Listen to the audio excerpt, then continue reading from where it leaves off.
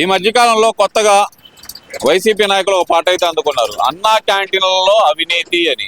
ఎలా చూడాలంటారు? నిజంగానే అంత అవినీతి జరుగుతుంది అనుకోవచ్చు అంటారా? ఈ మాట అన్న ప్రబుద్ధుడు ఎవరండి? అంబటి రాంబాబు గారు అండి. ఓహో, బాబు ఓ రాంబాబు, బాబు ఓ రాంబాబు, నీ మీద కమ్మన పాడబడదు రాంబాబు గారు.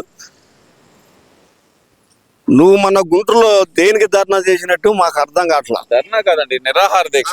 నిరాహార దీక్ష దేనికి చేశా? నిరాహార దీక్ష ఆయన మీద దాడి జరిగింది. నీ మీద దాడి జరిగింది. నువ్వు రాజశేఖర రెడ్డి టైంలో కాంచి నువ్వు ఎమ్మెల్యేగా ఉండవు, ఆయన దాంట్లో మంత్రి చేయలేదు. కానీ జగన్మోహన్ రెడ్డి నీకు 2 సంవత్సరాల మంత్రి పదవి ఇచ్చాడు. సరే చేసావు, ఎమ్మెల్యే చేసావు. సత్తిరిపల్లిలో గంట అరగంటలో అది నీ క్యారెక్టర్ రైట్గా నీ సొంత వ్యవహారం. అది రాజకీయ నాయకులు ఏంటంటే ఏ చిన్న క్లూ దొరికినా పబ్లిక్ సిటీలో వాళ్ళ మీద బ్యాడ్ ముద్ర పడింది. అది మూట కట్టుకున్నావు. ఎవరో ఒక మనిషి లేడీ భర్త చనిపోతే 5 లక్షల పెన్షన్ వస్తే అందులో 2 లక్షల కమిషన్ తీసుకున్నావు. అది జనంలోకి వెళ్ళిపోయింది. నీవు దానికి ఎందుకు చేసావు? నువ్వు మంగళగిరి, నువ్వు తిరుపతిలో యాత్ర మీద నువ్వు దేనికి వెళ్ళామా?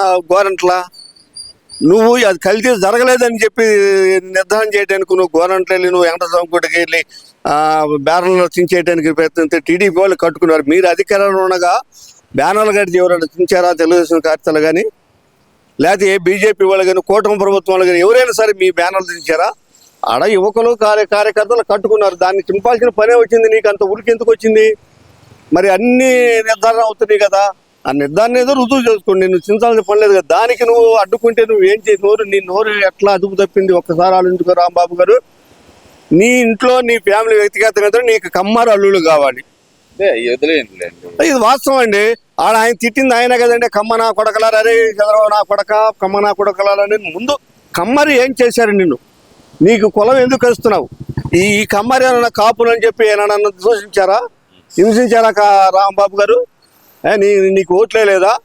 నువ్వేదో ఒక నాకు కమ్మరవుతున్నా, నాకు ఏం జరుగుతుందో నాకు ఎంపీ ఆఫీస్ కాంచి నాకు ఎప్పటికప్పుడు డేటా అవుతున్నా. ఎదవ ఎవడం నీకు చెప్పిన ఎదవ కూడా వాడిని ఫోటోతో బయట పెట్టు, వాడు బతికేంది తేలిద్ది.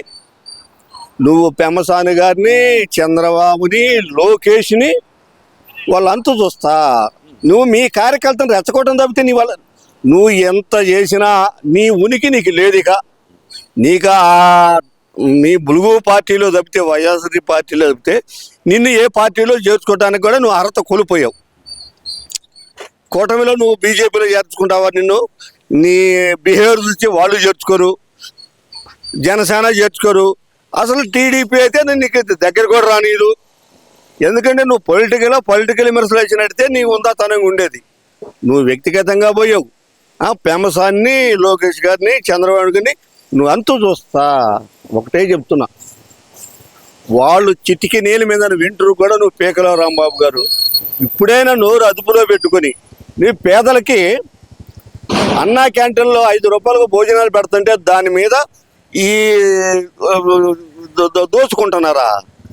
అసలు మా ప్రయారిటీ అన్నా క్యాంటీన్లే కాదు, మాకు అసలు అన్నా క్యాంటీన్ అంటే ఇష్టమే లేదు అంటున్నారు డైరెక్ట్గా. అసలుకి ఇప్పుడు వీళ్ళు రాజశేఖర రెడ్డి గారు లేరు, ఆయన బొమ్మ పెట్టుకొని ఆయన సానుభూతితో గెలిచిన హక్కుపక్షులు వీళ్ళు. ఆయన కొడుకు అయితేనేమి, ఈయనైతేనే ఎవడైనా సరే అప్పుడు ఆ రాజశేఖర రెడ్డి బొమ్మతో, ఆయన కూతురు షర్మిల గారితో, తల్లి విజయమ్మతో, వాళ్ళు ముగ్గురు. ఒక ఆయన లేడు, ఆయన సానుభూతి. ఇటు విజయమ్మ ఆయన భార్య, కూతురు షర్మిల, వీళ్ళందరూ ఉంటేనే జగన్మోహన్ రెడ్డి గారు మీరందరూ గెలిచారు. రాజశేఖర రెడ్డి ఫోటో పెట్టుకోకూడదు అంటారా ఏంటంటే మీరు? ఆయన వాళ్ళ తండ్రి గారు ఆయన ఫోటో పెట్టుకొని ఆయన పేరు వాడుకున్నప్పుడు ఆయన పేరు మీద అదే అన్నా క్యాంటీన్లు మీరు డిట్కోలకి మీ రంగులు వేసారుగా, బ్లూ రంగులు వేసారుగా.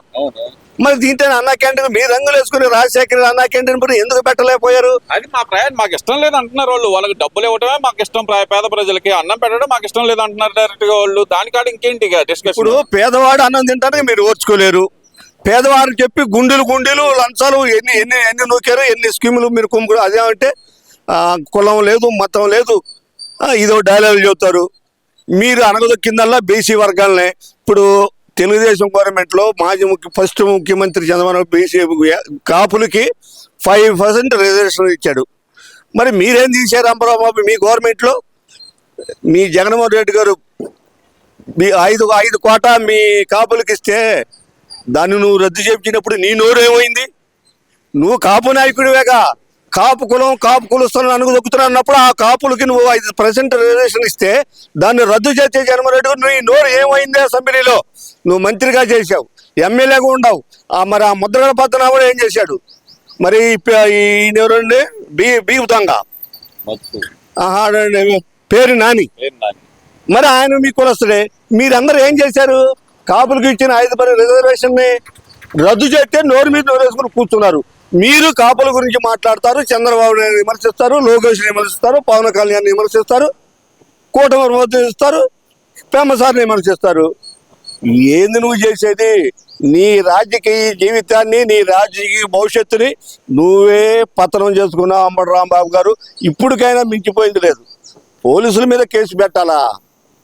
ఇప్పుడు నువ్వు బ్రిడ్జి మీదుగా ధర్నాకి వెళ్తున్నప్పుడు నువ్వు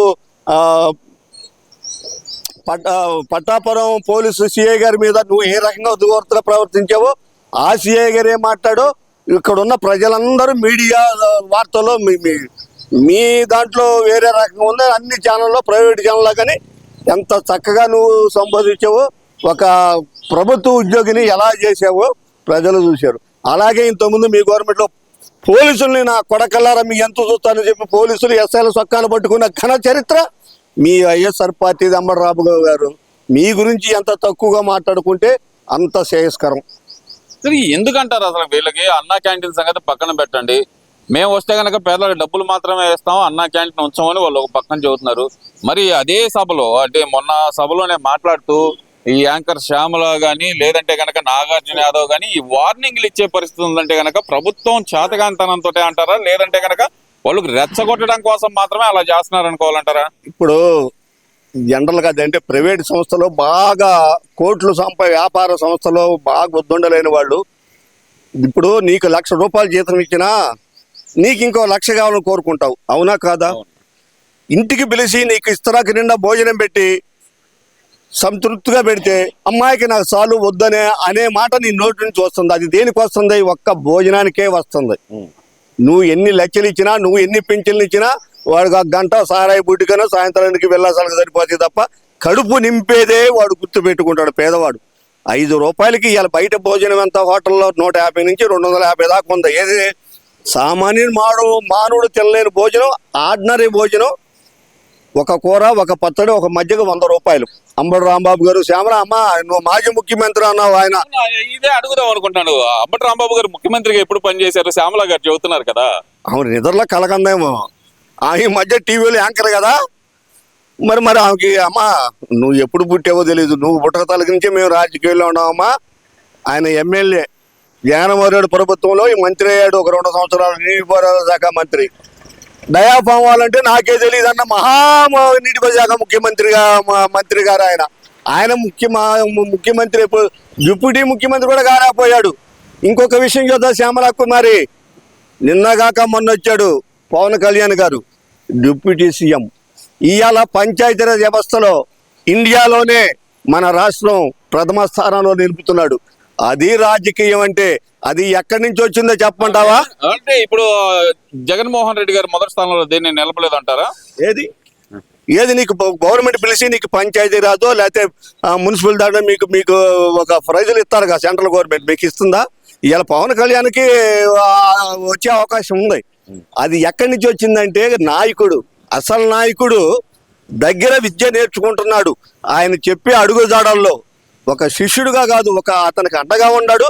శిష్యుడిగా రాజకీయం ఎట్లా పరిపాలన ఎలా చేయాలి అవన్నీ క్షుణ్ణంగా తెలుసుకుని అవన్నీ చేయబెట్టే ఇవాళ ఆయన పంచాయతీరాజు మన రాష్ట్రం ప్రథమ స్థానానికి తీయగలిగిన వ్యక్తి పవన్ కళ్యాణ్ గారు. నిన్నగా ఎప్పుడు వచ్చామని, ఇప్పుడు అనిల్ కుమార్ యాదవ్ ఉన్నాడు, ఎప్పుడు వచ్చామని కాదు ముఖ్యం, బుల్లెట్ దిగిందా దిగలేదా అని డైలాగులు కొట్టే అసెంబ్లీ మంత్రి. ఇప్పుడు ముఖ్యమంత్రి ప్రజలకు సేవ చేసి చూపించాడు అనిల్ కుమార్ యాదవ్. బుల్లెట్ నువ్వు దింపలా, దింపింది కూటమి ప్రభుత్వం. నీకు దిగిద్ది, ఎప్పుడో అప్పుడు నీకే దిగిద్ది. వీళ్ళు పోర్టు మీ నెల్లూరు గడ పోర్టులు ఆపడానికి మీరు ట్రై చేశారు. సింగపూరు వాళ్ళ చేత పోర్టులు అభివృద్ధి చేయడానికి ఇలా కూటమి ప్రభుత్వం సిద్ధమవుతుంది. సిగ్గు తెచ్చుకో అనిల్ కుమార్ యాదవ్.